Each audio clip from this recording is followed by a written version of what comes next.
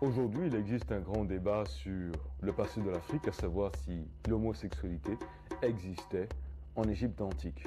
La majorité des voix que nous entendons sur ce sujet sont les voix des historiens européens qui, bien évidemment, vont interpréter l'Égypte antique par rapport à leur culture. Mais moi, je ne suis pas européen. Et donc, je vais interpréter l'Égypte antique par rapport à ma culture. Puisque de toute manière, quand on parle de l'Égypte antique, on parle d'une civilisation négro-africaine. Allons-y.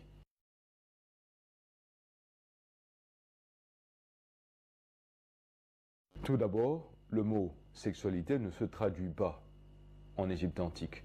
Pourquoi? Parce qu'il n'y a pas de hiéroglyphe pour ce mot. Qu'est-ce que ça veut dire pour nous? Ça veut dire que ce à quoi les historiens européens font référence lorsqu'ils qualifient l'orientation sexuelle des anciens Égyptiens n'est en fait qu'une interprétation par rapport à leur point de référence, c'est-à-dire leur culture. Donc, au lieu de vous dire ce que je pense, je vais plutôt vous dire ce qui était vrai pour les anciens Égyptiens, c'est-à-dire ce qui existait en Égypte antique. En Égypte antique, il y a un verbe qui se translittère nka, qui veut dire la pénétration sexuelle, tout court et sans aucune connotation. Mais il y a également nkw, qui fait référence à l'homme qui reçoit la pénétration sexuelle. Et dans ce sens, en Égypte antique, ça veut dire l'abus sexuel et la soumission. Concrètement, ça veut dire quoi? Ça veut dire qu'en Égypte antique, lorsqu'on veut parler d'un abus sexuel ou de la soumission, parmi tous les mots qui existent pour en parler, il y a également le mot qui fait référence à un homme qui reçoit la pénétration. Dans le chapitre 125 du livre des morts, la 27e déclaration de Lammat dit « Je n'ai pas fait de pénétration sexuelle à un autre homme ». Il existe également une variante qui dit « Je n'ai pas fait de pénétration sexuelle à un enfant ». Ça veut dire quoi? Ça veut dire que en Égypte antique, les rapports sexuels entre personnes de même sexe étaient condamnés par la société. Tout d'abord, le mot sexualité ne se traduit pas en Égypte antique. Ensuite, NKW fait référence à l'homme qui reçoit la pénétration sexuelle. Et dans ce sens, il indique l'abus et la soumission. Ce qui veut dire que NKW est en réalité soit un mot que hommes et femmes utilisaient pour insulter un individu qui les avait offensés, soit une plainte imagée semblable à ce que l'on pourrait entendre dans le jargon français. Ainsi donc, à aucun moment, NKW ne fait référence à un acte sexuel basé sur le désir et le plaisir entre deux personnes du même sexe. Et donc, NKW ne renvoie pas à un rapport homosexuel. Évidemment, parmi nous, certains diront que si NKW est utilisé en Égypte antique, cela sous-entend que l'homosexualité existait en Égypte antique, et pour le prouver, ils utilisent une légende qui oppose Oro et Souté, ainsi qu'une autre légende qui oppose un pharaon à son général. Mais voici ce que j'ai à dire sur ce sujet.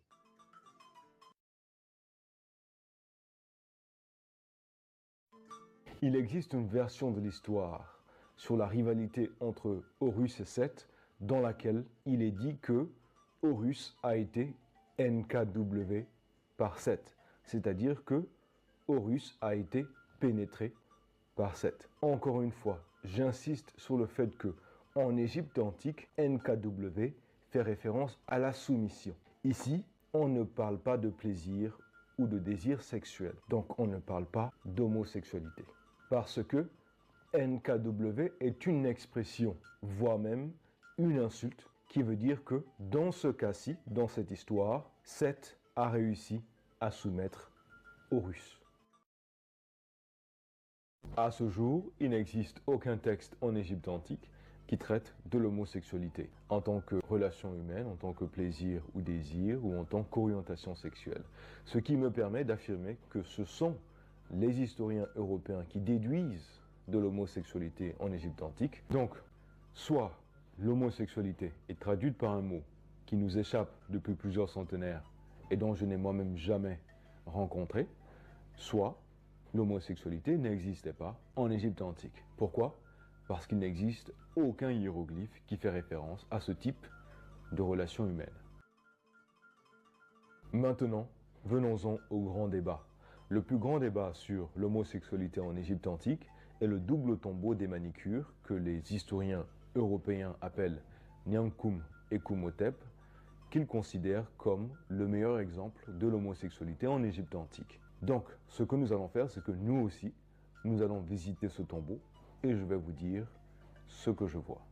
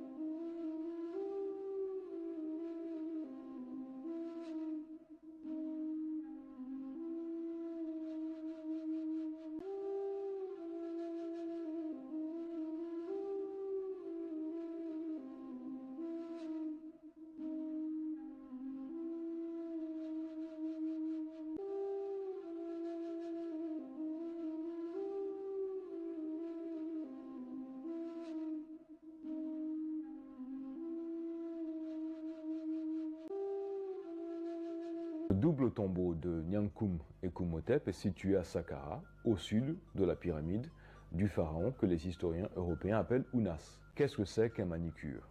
Un manicure est une personne qui prend soin des mains, spécialement des ongles. Donc, les deux étaient manicures auprès d'un pharaon de la 5e dynastie. La relation qui existait entre Niankoum et Kumhotep est uniquement représentée par des fresques. Ils se font face, ils se serrent les mains, ils ont une étreinte mutuelle.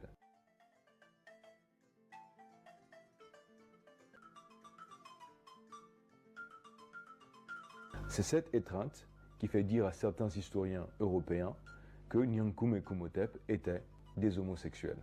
Cependant, c'est cette même étreinte qui, je l'affirme, est le thème central d'une compréhension qui mène vers le spirituel. Je m'explique. Tout d'abord, il est important que j'ajoute que dans la scène du banquet, il y a l'inscription suivante qui se traduit par les deux frères divins. Les deux frères divins?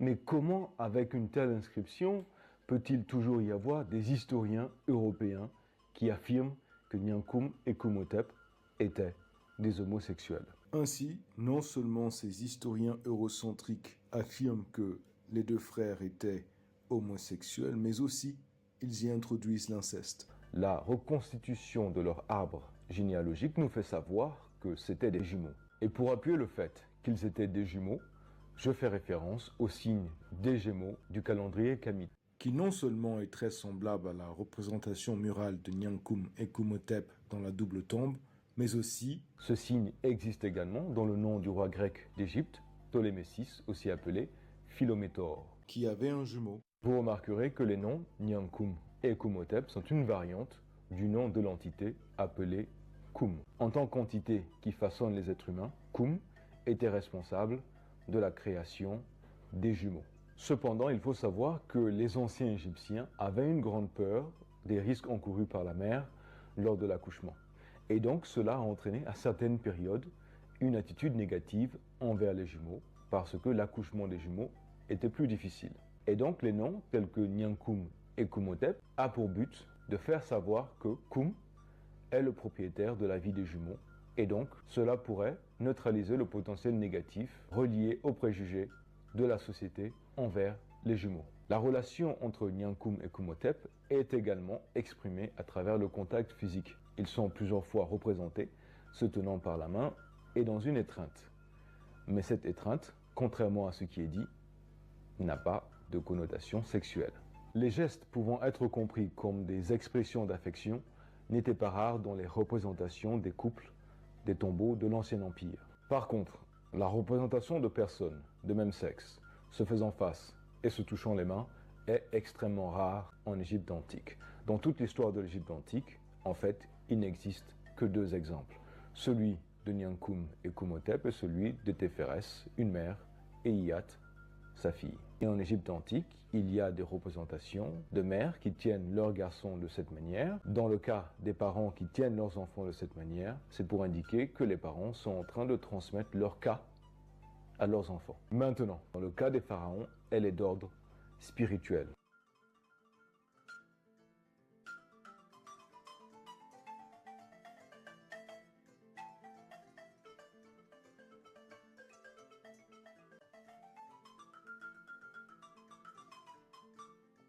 L'étreinte mutuelle dans le cas des pharaons se fait entre le pharaon et une entité. Cela représente la protection qu'apporte l'entité au pharaon, mais cela permet également au pharaon de recevoir le cas de cette entité.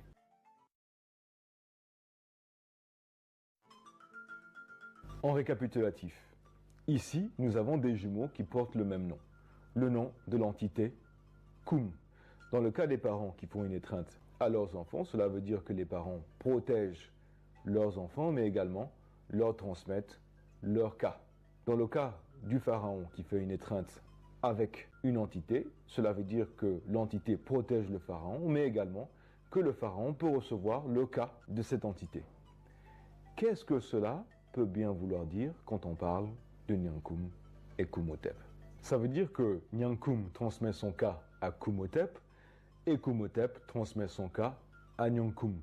Et comme Koum est l'entité qui façonna les hommes en transmettant son cas, alors on peut dire que Niankoum façonne Koumhotep et Koumhotep façonne Niankoum. Mais comme ils sont jumeaux, ils sont identiques, donc ils sont interchangeables, alors on peut également dire que Niankoum est Koumhotep, Koumhotep est Niankoum. Ici nous avons l'effet d'un miroir, et nous parlons tout simplement des jumeaux. J'aimerais ajouter ceci. À l'intérieur du tombeau, il y a des représentations de Niankoum et Koumhotep en train de faire la pêche et la chasse. Dans tous les autres tombeaux, ce n'est que le propriétaire du tombeau qui est représenté exerçant la pêche et la chasse. Mais ici, chacun des frères n'exerce qu'une seule tâche. Pourquoi? Rappelez-vous qu'ils sont jumeaux. Ils sont donc identiques. Ils sont interchangeables, le résultat sera donc le même. Vous voyez bien qu'ici, nous sommes dans un niveau spirituel extrêmement élevé.